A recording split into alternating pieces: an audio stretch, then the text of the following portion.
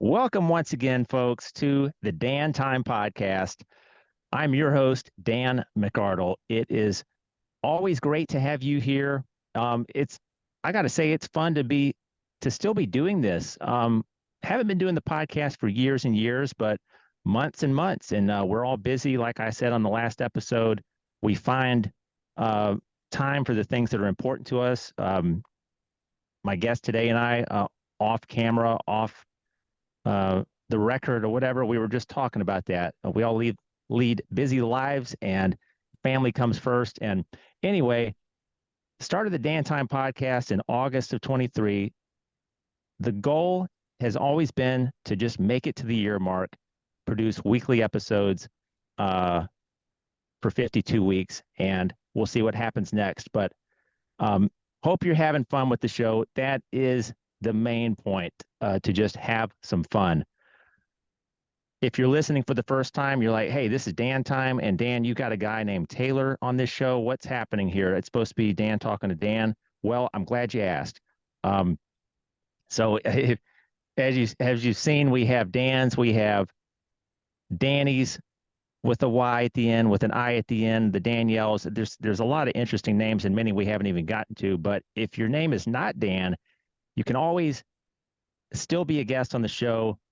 The ticket, and this is really just very loosely assembled, or the rules and whatever. But if you already know me, or you've got a referral from a previous guest, there's your ticket onto the train. So I'm so happy today because this is very unique.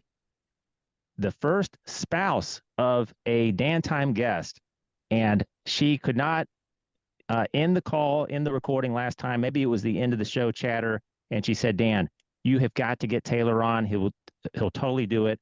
And these things can take a while, and that's okay. But Taylor Cook, I mean this. I'm just so excited. Been excited all day for this show. How are you doing today, my friend? Well, I'm doing great. I've been excited for weeks about doing this show.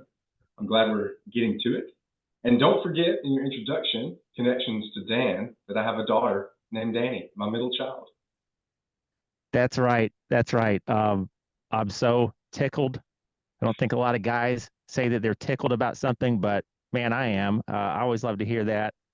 Man, can't wait to talk about you being a dad and your bond with your children, and especially the golden child there, Danny. I mean, let's not beat around the bush. That's the star child. And anyway, so we're here today.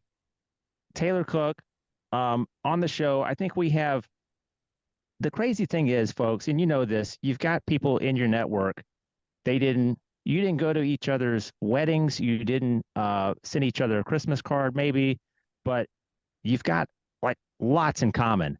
And just the structure of the network doesn't allow you to hang out, be friends. But I think Taylor and I probably are on the same wavelength on quite a few things, and sports being just one of them.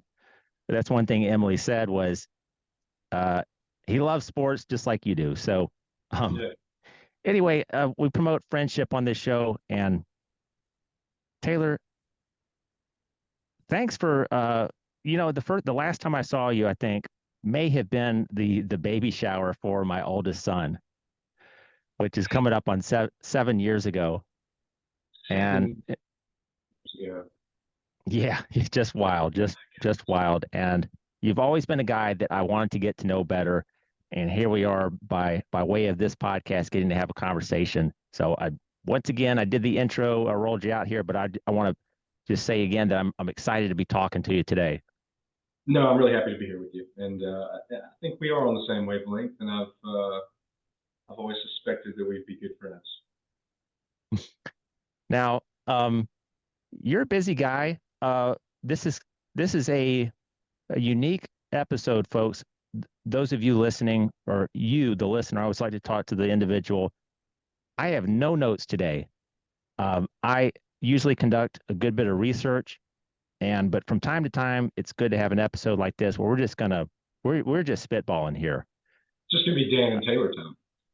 That's right. That's right. Taylor, tell me a little bit about not when you were a baby, not when you were 4 years old, but just growing up, where you grew up. Are you still tied to the area? And what are some maybe some interest that carried through to adulthood as a kid? I know it's kind of a Sure. loaded question, but No, that's okay. So I was born and raised in Birmingham, Alabama. I went to grade school here. I left and went to uh, Texas for a little while. I lived in Florida for a little while, and then around 2012, I came back to Alabama, Central Alabama, and shortly after met my beautiful wife. And I've been here ever since, and I'm raising my family in the same community where I went to high school, just down the road from several great old friends' parents, in fact. nice. And And that's yeah, go ahead. go ahead. Well, I was just Yeah, going to my say, and something that I carry over, from childhood,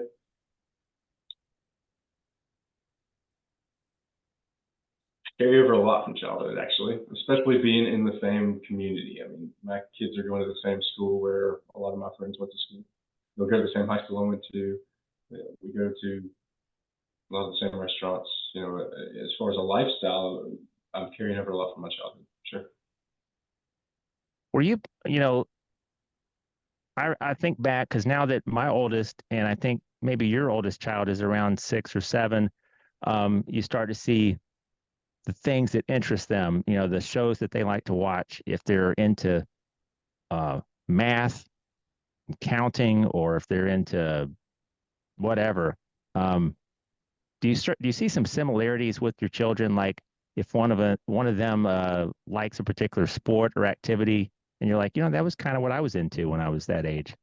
Yeah, you see that all the time in your children, and you see different parts of you in each of them. My oldest is 8 now. She'll be 9 in the fall, and she's playing softball right now, and she's just finished up the regular season. She's got one more game left on Sunday in the team party. This is her first real like she played soccer when she was young. She did hockey as well. She did dancing and ballet. Uh, she did. She's done a lot. She's tried lots of things. She did piano for a long time. She got very good at it. But this is something that she really loves. She's done one season of it and she loves it. I think she loves the camaraderie. She's probably not the most natural athlete of my children. Okay. But like you said, she's got a lot of drama in her. She likes she likes performing. She likes being on stage. She likes being creative. A lot of these things she takes from her mom. And my two youngest children, at least athletically, are much more like me. They want to be involved in sports. They pick up a bat, they swing it, they hit the ball. My youngest son is 3 years old and he is ice skating very well. All my children can skate very well, but he's ice skating very well, rollerblades very well. He's a great little hockey player. For 3 years old, he's an unbelievable little hockey player. And we just have the best of times with each of them in their different ways. But yeah, you see similarities to yourself in different aspects. And my oldest, he may not be like me athletically. We have a lot in common physically, just for starters, look at our faces are just alike. It's amazing. I look at her and I see my whole life right there in her eyes. No, look, now I'm getting deep. We're like 2 questions into this thing. I'm starting to talk about deep into eyes. Come on.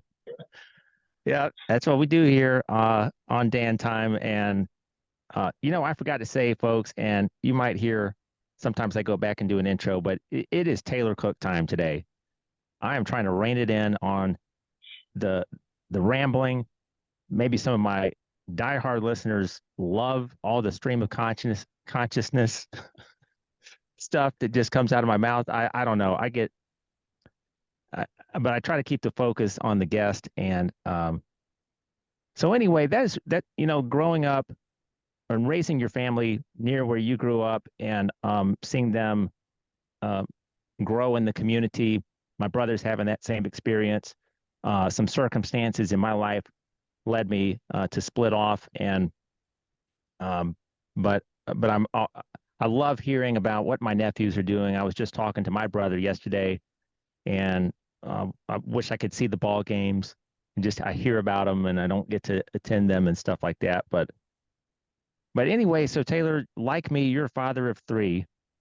Yes. Um, I commend any dad right now in 2024. I think there's some very unique challenges were that were not there for men in the if they're raising a baby in the 1970s or the early 90s or something like that. It is such a supercharged um, tech world. You got a lot on your shoulders, men and women, but your career is calling on you. Um, and maybe you're already the type of person that you choose to be in a high performing role. But having three kids and uh, and a career that you enjoy, are there things that you have to do, routines that you got to like stick to make sure that hey that you don't get burned out on either end? Like, what are some things that you do day to day, and maybe just like I always go to the gym, I always work out at 6 a.m. or I eat this and I don't eat that, or Well, let me say this. I believe strongly in taking good care of your body, eating right, getting plenty of sunlight. I think these are critical things. Drinking water all the time, good water all day long. These are things that are very important to me. But as far as getting burnout on either end, I have to travel a good bit for work, more than I'd like to. I'm able to schedule things in a good way, like summer break's coming up in 3 weeks, and my family's going to go on a lot of road trips with me this summer. But the rest of the year when they're in school, I have to be away a good bit. So you know, it's negative in a lot of ways, but in a positive way, I never get burnt out either way. I'm always happy to be home. So I get burnt out a lot on being on the road, but I never get burnt out with the routine of being here at home. I love being at home. I've got an office in the back for when my kids are away. When my kids are home, before school and after school, I'm inside eating breakfast with them, cooking dinner. If I'm working with the computer, they've got to understand that. That's a little difficult. But you're right. There are many challenges for us right now as fathers. These have been a very difficult last 10 years. It's getting more difficult, it seems, in all kinds of ways, even in education, sending your kids off to school. Who knows? But I feel particularly equipped to raise, and I think I'm doing a good job raising good children. I feel like you're probably raising a good family as well. I appreciate that. There's sometimes where I feel like it's controlled chaos to a degree, but No way around my that. wife. Sometimes uh, I look at our family, the five of us, and my wife and I. I don't know that we could be more different, but there's some things at the core that we are quite similar. We grew up on different ends of the country. Um, I won't get into all those details, but you just look at it sometimes like, how do we do this? How do we like manage this household week after week? How do you get through one night? You get all the kids bathed and shampooed, and you make sure they get fed everything that they need to eat, and all that stuff. But it does. I got to hand it to single parents. I don't know how totally single parents that don't have a mom, a dad helping out. I don't know how it's done, even with one child. But anyway, oh, how about a silly question? I got to pop this in here. So you mentioned working when the kids are nearby. I've been, editing the podcast when the kids are close by, and I sometimes have to lock the door. I actually frequently have to do that. Have your kids ever closed a laptop on you when you're in the middle of a video call, or have they ever just started typing and messing around? Well, not only has it ever happened, but my son takes great pride in making this happen.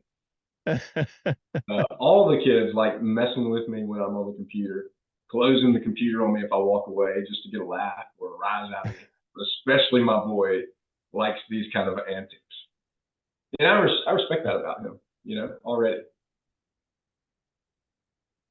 Yeah, you gotta. Sometimes I guess it's said that your kids are just giving it back to you. and maybe you did some of these things and acted out in a similar way to your mom or your dad. Oh yeah, I think about that all the Um, time too. well, hey, and folks, this is an this is a an honest attempt on my end on a kind of a compact episode here. You know, 30 minutes is a reasonable length of time. A lot of the episodes, as you've seen, go about 47 minutes, 72 minutes, sometimes a full hour and a half. Um, we are going to try to respect our schedules today, and like always, there'll be a follow-up episode, at least an invitation to Taylor here. But with that in mind, we're really going to try to shoot through here and get to some stuff that's of interest to Taylor. We are both sports fans. I got to ask, we'll move on from the children in a second. Have there been any games, Taylor, whether it's hockey, football, baseball, that you're hanging on the fourth quarter and you just, because of something with the kids, you got to turn it off. You got to leave to go somewhere. Whatever. I know sometimes you're on the road, so you can watch a whole game. But are there times where you've had to bail from a game and it's just eating you up? Yeah, just last week, second period of I'm a big New York Rangers hockey fan. Second period, first round of the playoffs. Rangers are playing on a Sunday afternoon. I'm wanting to throw something on the grill and crack open a cold beer and I watched. Actually, I watched the first like 10 minutes of the game and I decided I'm gonna turn it off now because my daughter has a softball game. And did the softball game, made sure not to check the phone, which is a hard thing to do. You just naturally pick your phone out of your pocket and look sometimes, and you turn off all those notifications and then try and get back to it. Yeah, so that happens all the time. Well, it's just a reality. Like I said, it's different. It's there are just going to be interruptions, and you have to let it happen. How about speaking of your favorite team there? What are some maybe favorite moments? Why you said the New York Rangers? Yeah, Uh, yeah, do you have a particular championship season or a player, or tell me about your fandom there with the Rangers? How far it goes back? sure. Yeah, so I started playing hockey when I was probably 1993. I was 5 years old. My brother had started playing, and I just wanted to be just like my brother, of course. And that was just around the time that the New York Rangers had a pretty good team. My best friend when I started playing hockey, his name was Michael Doyle, and the story that I always heard, or at least the one that I remember, is that his dad was a driver for the mafia in New York City. But anyways, they came down to Birmingham and they were, big New Yorkers with the accents and the cussing and the, hey, stop smacking your food, and they were big Rangers fans. And it just so happened to be the year that they've only won one championship since I've been alive, one in like 70 years or something. And but that just so happened to be the year they won the championship. So me getting into hockey, having a best friend, being around that family all the time, just sort of got me liking it. Okay, so I was a big Rangers fan for maybe 10 years. Got away from playing hockey, got into high school. I've always been a huge football fan too. Auburn, was my life when I was growing up. But got away from it for a while. When I moved back, but I always kind of kept an eye on hockey. I always loved it. When I moved back to Birmingham around 2012, and I met my wife, was around the time I started getting back into it again. Started kind of following hockey more in general than just the Rangers. And then as I started getting into hockey and liking it more and more, and realizing like this is the sport that I think I enjoy the most, at least the way it's trending right now, because college football is changing so much. I said, I need to get back into a team. I need to either pick the Rangers or pick one and go for it. I thought about Nashville because they're right down the road. That would be cool. But in the end, I went back to the Rangers, and I've gotten more and more involved in it. It's provided me all kinds of benefits in my life. I swear, I think I have my job right now because I was a Rangers fan. My boss was also a hockey fan, and thought, this is going to be a good guy to get along with and have on the road with me. So it really, and just really opened all these doors for me as far as making friendships, having really work connections, all kinds of things. But Auburn's still my first love in all kinds of ways. So that's my deep connection to the New York Rangers. And it's probably very unique, and it's funny because we've got all these kids in our neighborhood, right? We've got all these kids that are my kids' age, and a lot of them have sort of gotten into hockey because my kids are out playing in the road all the time. naturally had to find a team, and because my kids are always mentioning the New York Rangers, they picked up the Rangers. So we've got like this whole street of kids in Birmingham, Alabama. They're New York Rangers fans. It's unbelievable. That is so cool. I have very limited exposure. Well, not exposure to hockey, but I have not uh, gotten into the sport. I've not immersed myself. I've gone to some games. We have the Pensacola Ice Flyers minor league hockey team in down here. I've been to a few games. It's exciting. Yeah. And but I respect and I understand people that love the sport. Yeah. I feel like my obstacle, which I can overcome, is you go far enough along and you're like, I don't know a whole lot about this sport, and where do I start? And I'm already 44 years old. But that's no excuse. It's like you could get started anywhere. Well, you know what? Sometimes I feel that way watching baseball. What's your favorite sport? And who's your team? Baseball, Yeah, the the Cubs. Cubs. Yeah. Yeah, I go to a Cubs game every summer. Actually, every year Oh, in September we have a conference in Chicago, and every year I take a customer and we go see the Cubs. And in fact, I went and saw the Cubs. When I saw my first Cubs game was against the Rockies, and it was at the time the largest comeback the Cubs had ever had. I think maybe in Wrigley Field or maybe just ever. I think they've had a bigger one since, but it was a big deal when it happened. wow. So I was going to ask you a little bit about what you do for a living, and as much as you want to talk about, because we're both in sales. Um, and what are some places, some cities that you have been to, maybe only a couple times, but you'd love to go back, or anytime you get a chance to go back, it's like, oh, absolutely. Yeah, yeah, awesome question. Um, so for starters, my job is I'm in sales. I sell silicon metal and silicon-based ferroalloys. These are raw materials that go. These are raw materials that go into steel, aluminum. They go into the chemical industry. They go into the solar industry, solar panels. They go into all your cars, electronics. They're finding out it has the ability to increase density and capacity for batteries. So they're starting to apply it to battery. So it's kind of like a secret ingredient that's in all of our lives, makeup. Nobody knows about it, but it's a huge industry. But yeah, so I do that. I'm based here in Birmingham. Our company is global. We have 3 or 4 sites, active production sites here in the U.S. right now, and several in Europe and South Africa. And man, I've been on the road, I guess about 7 years now. I could mention all the big cities, I mean, like, Sedona is fun. Chicago is great. I've been to New York. I was in DC a couple of weeks ago. But my favorite are the small ones. I like going to places, and maybe not, Roanoke, Virginia is not a small city, but it's small compared to a lot of cities. And that's a great place to go. I love the little town outside of, I guess it's in between like Myrtle Beach and Virginia Beach. It's Edenton, North Carolina. It's just one little strip of all these old businesses. It's on the water. There's a great history. There's one little restaurant at the end of the strip. It's called Waterfront Grill or something. And everybody in town goes there every night. They all, everybody who goes out meets up there. And every time I go there, I've been there probably 10 times. I go to the same spot in the bar. There's only like 6 bar seats. I get there before the rush, before everybody gets there, and have some oysters. And then the whole crowd from the town comes in, and I swear I make 30 friends every time I'm in there. It's just the greatest place. There's lots of little towns like this that I like, and those are my favorite spots when I'm on there.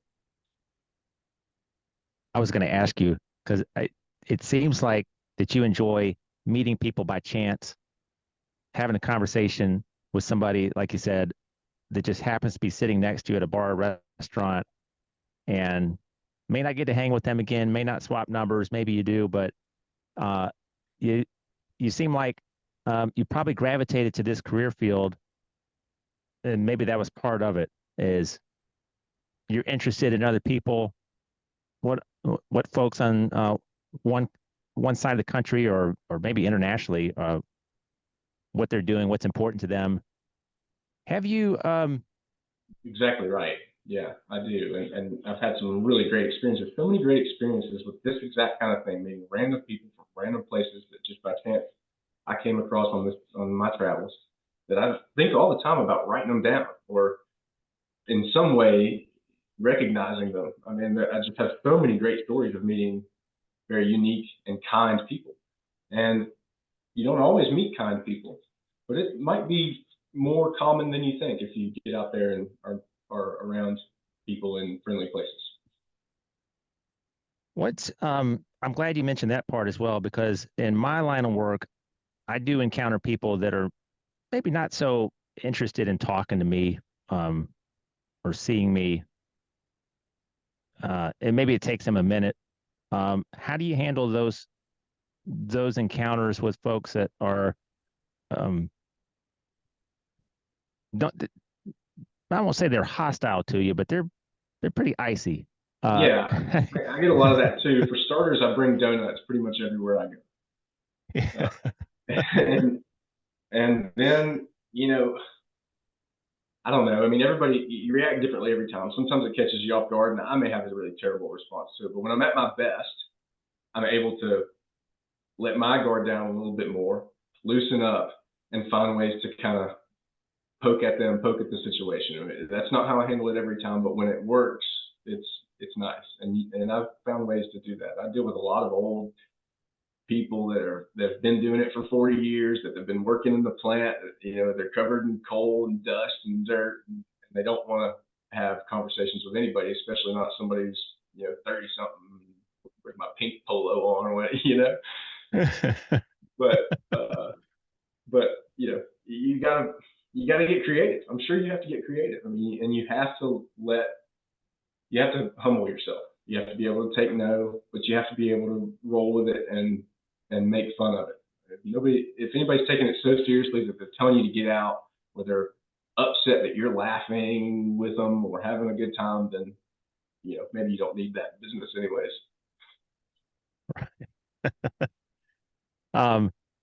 Taylor, gosh, I want to keep talking on this topic a little bit, but I did want to ask you just some Dan time favorite type questions.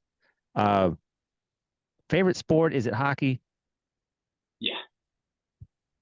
And then Auburn football. Yeah, and I love football. I love pro football. I love college football. I played football growing up too. I played in high school at Hoover. Football's always in my heart too. I love sports. I love the competition. I love the wins, the losses, the highs and lows. It's great. Do you have and it's okay if one doesn't come to mind right away, but an on the field moment that you were a part of in high school that you still remember, the fourth quarter, the last few plays, or something, a big game? In high school, I played football, and I remember maybe it was my freshman or junior year. We had a very good team, a team that was up for like national championship team of the year. We had gone undefeated for a few years in a row. We went on to go undefeated a few more years after that, or at least one or two losses over a large time frame. And ESPN came to watch us play Evangel Christian, and that was a huge deal at the time. They play a lot of high school games on ESPN now, but they did not back then. And we had like 4 or 5 guys that were really good players that went on to play at Alabama and Florida and some smaller schools as well. But a lot of guys went on scholarship from that team that were very good. That was a very memorable experience being in high school, having ESPN there and feeling like you were the center of the universe. And this team had won the national championship, was like number 1 in the country. They were from Louisiana and were just the best of the best, and had all kinds of guys on their team too. Came down to the last minute. Our best player made a great play on defense, made the most incredible interception I've ever seen, and we ended up winning the game and continued on with a bunch of years of success. But again, I think my favorite memories and what I was best at, and what I feel the warmest about were my hockey memories when I was even younger, when I was a young child. I wasn't very big or fast, so I wasn't very successful at football.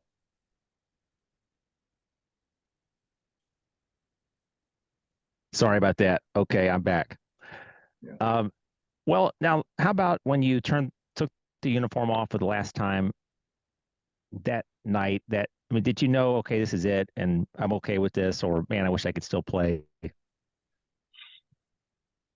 Um, I think I was okay with it at the time. I had been getting beat up on by the older, bigger guys that were going to play college football for a while, and I was ready to do something different. Got into playing guitar and um, trying to figure out what I wanted to do with my life. Got had a million jobs that were incredibly valuable to me. Every single one of them, every boss I had, every pizza I burnt or drink I spilled or whatever I was doing at the time. I was a plumber, I was a painter, I detailed boats. I did all that in between stopping playing sports, finishing school, and now, and that was all incredible for me. Okay, couple more questions.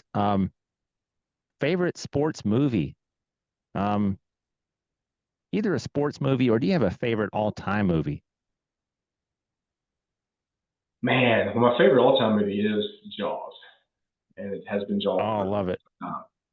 it's just there's really special to me. Something really romantic about being out on the water and all those fantastic scenes, and I just love every minute of it.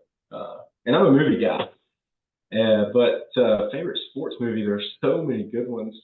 Of course, I like a lot of the hockey ones, but the best movies are baseball movies, right? I mean, Field of Dreams is incredible. Bull Durham too. Kevin Costner's a baseball movie king. You know, geez, Miracle was a great movie. The hockey movie about the Olympic hockey team. Oh Um, yeah. How about but Rudy? Rudy's good. I liked Rudy a lot when I was younger. Yeah, God, but I haven't seen Rudy in maybe 15, 20 years. Man, where's some other great baseball movies? I mean, Field of Dreams, Bull Durham, Yeah, I like The Rookie. Then there's, of Major course, League. there's Major League. Yeah, Sandlot. Come on, man. Ah, Yeah. my kids are really in it. My kids really like Rookie of the Year right now. Pitchers got a big butt. They love that. They watch the movie It's just for that scene. They watch it over and over again. the best. Yeah. Um, Taylor, you and Emily have been together going on what, 12 years? 10, 11, 12 years. I'm Yeah, um 2 years. now quickly because it's probably a long story. I don't know if this is the right question at the end, but do you remember how you guys, I'm sure you remember how you met, but take me back to that first spring or summer or whatever the season was, and you meet and you're like, okay, we're clicking here. This is uh, I've I'm done shopping around. What was what was that like when you guys met each other? How that happened? Well, we met, I think, maybe a year before. She was out with some friends, and I happened to know one of them, and we ended up sitting at a table together, and we were all talking through the night. But we didn't really get to know each other. Really didn't even meet officially. We were just kind of amongst each other until about a year later. Now, I had gone to a wedding the same day that I believe she had gone to a wedding, or maybe like a reunion or something similar. And we were both at the late night bar of Birmingham, where you only go after you finished up everywhere else and you got nowhere else to go. But we were there early in the afternoon. A very unique experience. Not not many people in there early in the evening. I was walking by, going to the bathroom. I'll never forget this. I was walking by, going to the bathroom, and I thought I saw a friend of mine out of the corner of my eye. I turned and I saw Emily, looked her right in the eyes. And man, I was like, I'm going to the bathroom. I'm coming right back. I'm going to go talk to her. And I did. I went to the bathroom, came back, went and talked to her. We just stood by each other and talked all night long. The next morning, I was going to church, a um, a black church here in Birmingham, because I was working at a place called Workplay at the time, and this guy who I was good friends with was in the band at this great old school downtown black church in Birmingham. And I'd never been to an experience like that. I said, I would really like to come with you. And he said, that would be great. I'd love to have you. And so I asked Emily to come with me. I think she really liked this idea and wanted to come with me, but she bailed on me. She said she was coming with me, and she bailed on me. And so I ended up going by myself. And it's a funny story. I'll add to that real quick. I actually went like 2 hours early. I thought that it was supposed to start at 8 o'clock. It didn't start till 10 o'clock. And so I ended up going through 2 hours worth of Sunday school services with all kinds of people, but mostly people over 70 years old, holding my hand, walking me through everything, getting me lemonade. It was the greatest experience, and the church experience was wonderful. And then I met Emily for lunch with a friend of hers that afternoon.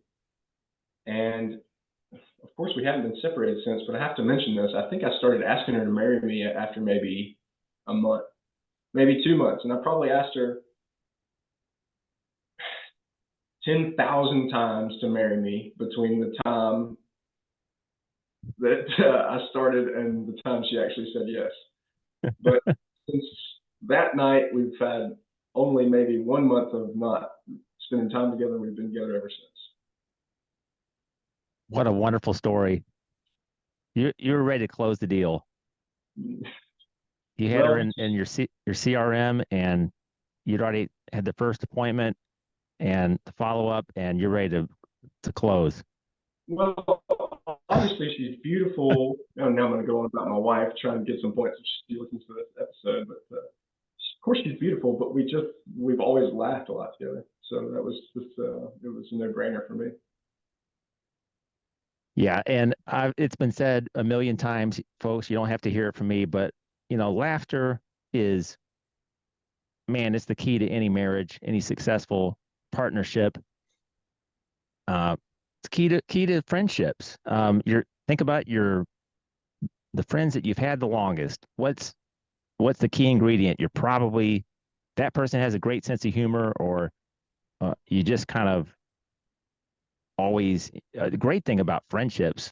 Speaking of that, and Taylor, I wish you and I went back a lot further, but I think you know what I mean here. When you've got an inside joke with a friend that goes back to like 2007, yeah, and you can just whip it out of the bag, out of nowhere, and they laugh. There's nothing like that. And yeah, you're right. You're right. Laughter is a key to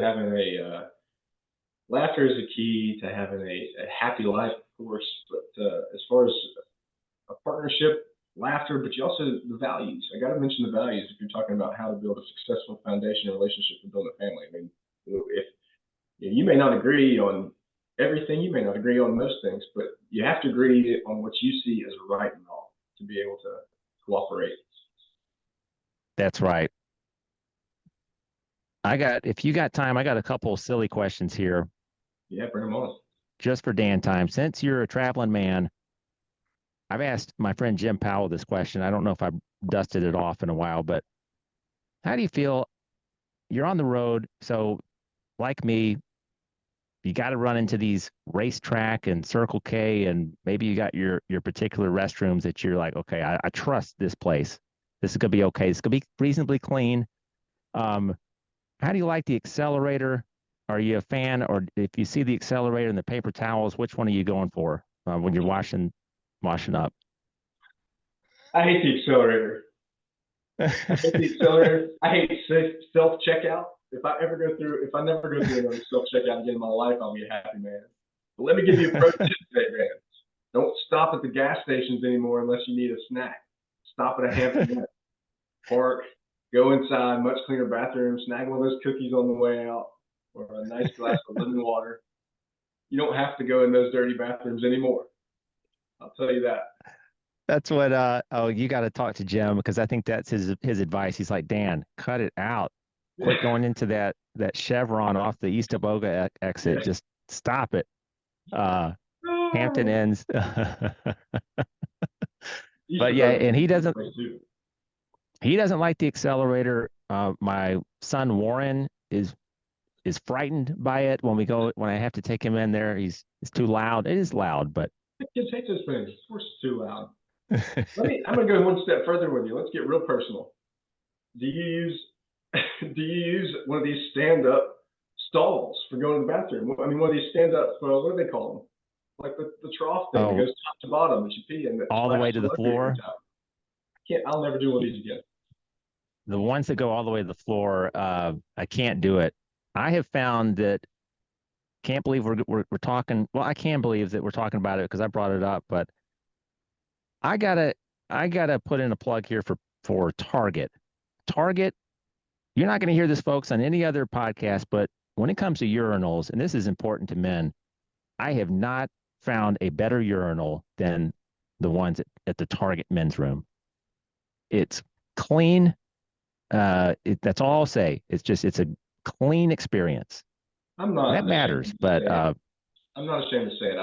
I really value a good bathroom experience. Now that could be good or bad, right? I mean, you've been into like a dingy rock and roll bar bathroom that's like, dirty. You don't want to touch anything, but it's cool. There's stuff plastered all over the wall and old stuff written on the wall from 1983. I value a good bathroom experience. That probably came out wrong when I first said it. no, I'm right there with you. How about I guess quickly, this isn't silly, but concerts, you and Emily, or even you, when you get a chance and you're traveling somewhere, do you like music venues? Oh man, I love music. Music's a huge part of my life, and I've seen a million shows. Man, we could talk for another hour about all the shows I've seen in my lifetime. I'd love to sometime. We don't see many now. We're homebodies now. We mostly stay home. When I'm on the road, I may see something local. When I'm on the road, I definitely, if I'm out and about, which usually I am because the hotel rooms are pretty lonely. I try and find some live music, whether it's just got playing some tunes down the road or whatever. But we don't see many shows. I went with my brother and we saw Charlie Crockett last fall. He's a up and coming or kind of newer country music artist. It was a great show. Emily and I went and saw the Red Hot Chili Peppers and the Strokes last summer. That was like a big deal. It was probably the only big concert we've been to together since we were together. That was a fantastic show, one of the best I've ever been to, but we don't do a lot of it these days. Okay, I know we're short on time. I have got to ask you, I was going to ask a, favorite Dan athlete or musician, but I really don't want to run out of time here before we mention your daughter, Danny. And tell me something about Danny that it's hard to say was something that you love because you probably love everything, but tell me about your special child, Danny, who's when she grows up and this podcast is still a thing in 20 years or 14 years, she can be a guest, but he's a special child with some unique advantages in this life for sure. He is, first of all, she knows exactly what she wants, which is a big part of it, right? Figuring out what you want and who you want to be. She knows exactly what she wants. Even down to anytime we go to a candy store or a toy store, she walks in, she walks right up to it. That's what I want. That's it. There's no second thought. There's no, maybe I want that. No, she may look around for another hour. Still, same thing. My other daughter, my oldest daughter, Lenny, is the exact opposite. We'll be there for an hour and we'll have to pry her out and make her choose something. She'll get in the car, realize she hates it, and start crying pretty much every time. Okay, but Danny Liv is special. She is gorgeous. She's beautiful. See the whole world in her face all the time, bright and sunny all the time.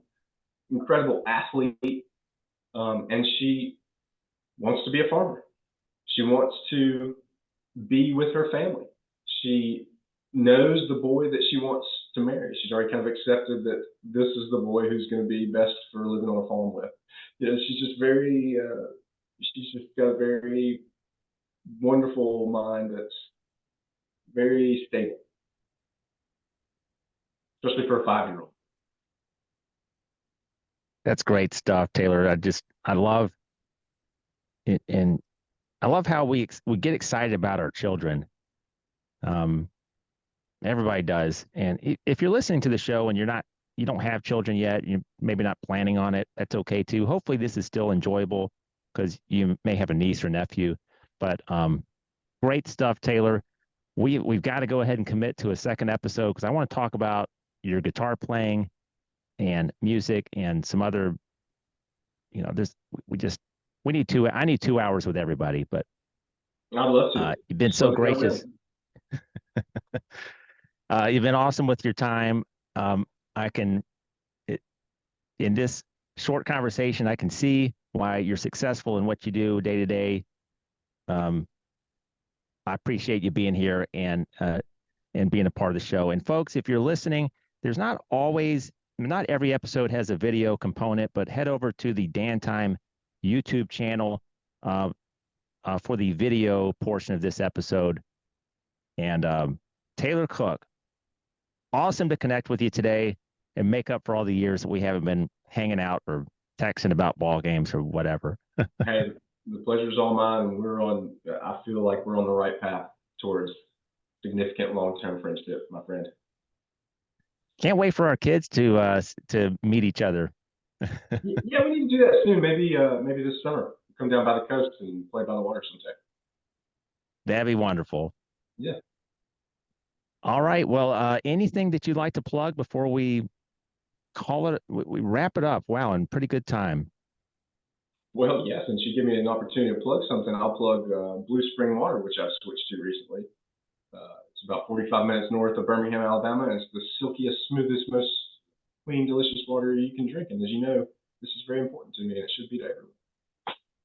I tell you what, being on the road a lot, and when you hit the Alabama or Gulf Coast summertime, you don't want just any bottle of water, couple. You want something cool, crisp, and you can taste the difference. Yes, you can. Spring water every time. Say the name again. Blue Spring Water. Blue Spring Water, folks. Check it out. It comes recommended by Taylor, and that's good enough for me. Should be good enough for you too.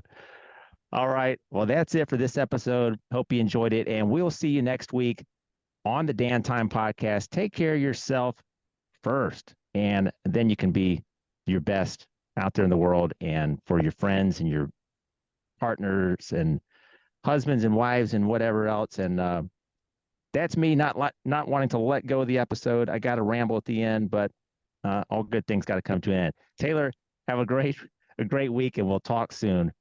Thanks for listening, folks.